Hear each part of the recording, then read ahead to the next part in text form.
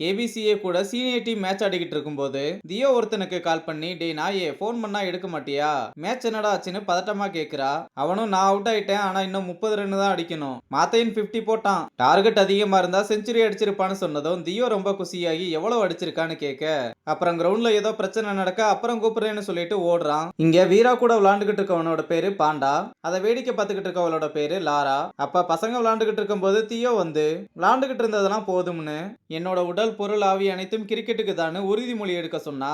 மணி மட்டும் இது எல்லாமே தங்கத்துக்கு தான் சொல்ல, இங்கிட்டு இருந்து பாண்டா எல்லாமே ஸ்நாக்ஸுக்கு தான் சொல்றான். அப்புறம் தியோ காலேஜ் சுத்தி காமிக்கிறேன்னு கேண்டீனுக்கு கூப்பிட்டு போனதும் சீனியர் பசிக்குது சாப்பிட்டு போலாம்னு மணி சொல்ல, வாயை மூடிக்கிட்டு வாங்க தம்பின்னு ஜிம்முக்கு கூப்பிட்டு போறா. அங்க ஒருத்தி ரீல்ஸ் எடுத்துக்கிட்டு இருக்க. அப்ப நம்ம பசங்களை பார்த்ததும் ஐடியை சொல்லி ஃபாலோ பண்ண சொல்றா.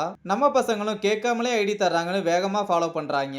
இவளோட பேரு பத்மா. அப்புறம் கிரவுண்டுக்கு வந்தது, எதுக்குடா காலை கட் பண்ணிட்டு போனா, மேட்ச் என்னதான் ஆச்சுன்னு கேட்க, மாத்தையன் செம்மையா ஆடிக்கிட்டு இருந்தான். அப்ப அவனுங்க அவன் அப்பாவை பத்தி பேசி ட்ரிகர் பண்ணதுனால சண்டை போட்டு அம்பையர்ஸும் ஒன் சைடா பண்ணிக்கிட்டு இருந்ததுனால அவனுங்களுக்கும் வாயிலேயே 2 குத்து விட்டான். அதனால டீமை டிஸ்குவாலிஃபை பண்ணிட்டாங்கன்னு சொன்னதும் அவனோட ஃப்ரெண்டே இவன் மூடிக்கிட்டு இருந்திருந்தா மேட்சை வின் பண்ணி இருக்கலாம், இவனுக்கெல்லாம் கேப்டன் ஆயிருக்கவே தகுதி இல்லைன்னு சொன்னதும் மாத்தையன் அவன் கூடவும் சண்டை போடுறான். அப்ப கோச் வந்து விலக்கி விட்டு திட்டுறாரு. அப்ப ஜூனியர்ஸ் கிட்டையும் டிசிப்ளின் இல்லைன்னா எவ்வளவு டேலண்ட் இருந்தாலும் வேஸ்ட் தான் சொல்லிட்டு கோவமா போறாரு. அப்ப அங்க இருந்த பெரியவரு, டேய் நீங்க கப்ப ஜெயிக்கிறதெல்லாம் முக்கியம் இல்ல, அந்த டீமை ஜெயிக்கணும், 16 வருஷ பகடா, இதெல்லாம் உங்களுக்கு எங்க புரிய போகுதுன்னு சொல்லி புலம்புறாரு. அப்புறம் ஹாஸ்டல்ல தியோ எல்லாருக்கும் ரூம் பிரிச்சு விடுறா. அப்ப லாராவும் தங்கமும் ஒரே ரூம்ல இருக்கும்போது லாராவுக்கு அவங்க வீட்ல இருந்து கால் பண்றாங்க. லாராவும் நான் வீட்ல பேசிட்டு வரேன்னு சொல்லிட்டு போயிட, தங்கம் நம்ம வீட்ல இருந்து யாருமே கால் பண்ணலன்னு ரொம்ப ஃபீல் பண்றா. ஹாஸ்டல்ல மாத்தையனும் அவனோட ஃப்ரெண்ட்ஸும் சேர்ந்து ஜூனியர்ஸை சியர் கேர்ள்ஸ் மாதிரி டான்ஸ் ஆட சொல்லி ரேகிங் பண்ணிட்டு அப்புறம் தான் ரூம் கீயவே கொடுக்குறாங்க. பசங்களும் ரூமுக்குள்ள வந்ததும் இப்படி சியர் கேர்ள்ஸ் மாதிரி ஆட விட்டுட்டாங்களேன்னு புலம்பிக்கிட்டு இருந்தா, பாண்டா மட்டும் ஸ்நாக்ஸை ஓபன் பண்ணி ஸ்ட்ரெஸ்ஸை குறைக்கிறதுக்காக கண்ணை மூடி ஒரு சிப்ஸை எடுத்து வாயில வைக்க, அந்த கேப்ல எல்லா சிப்ஸ் பாக்கெட்டையும் தூக்கிட்டு போயிடுறாங்க.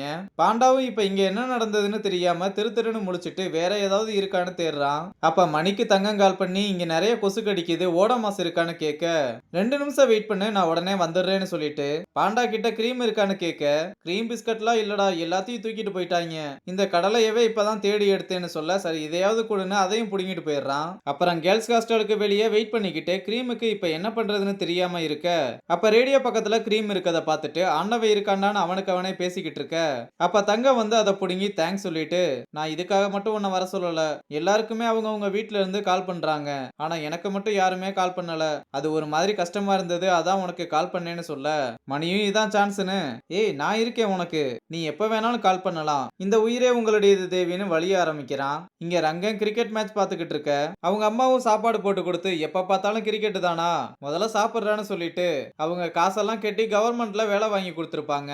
ஆனா அந்த வேலை பிடிக்கலன்னு அவன் படிச்ச காலேஜ்லயே பிடி சாரா ஜாயின் பண்ணிருப்பான். இதையெல்லாம் சொல்லி திட்ட ஆரம்பிக்க சாப்பிடாம கையை கழுவிட்டு வெளியே போயிடுறான். அப்புறம் பேட்டை எடுத்து டச் பண்ணிட்டு எதையும் நினைச்சு ஃபீல் பண்ணிக்கிட்டு இருக்க, அப்ப ஒருத்தன் வந்து ஆள் பத்தலைன்னு விளையாட கூப்பிட, ரங்கனும் பேட்டிங் இறங்கி போட்ட பால்லே 6 அடிக்க, இதை எல்லாரும் வாயை பொளந்து பாக்குறதோட இந்த எபிசோட முடிச்சிருக்காங்க.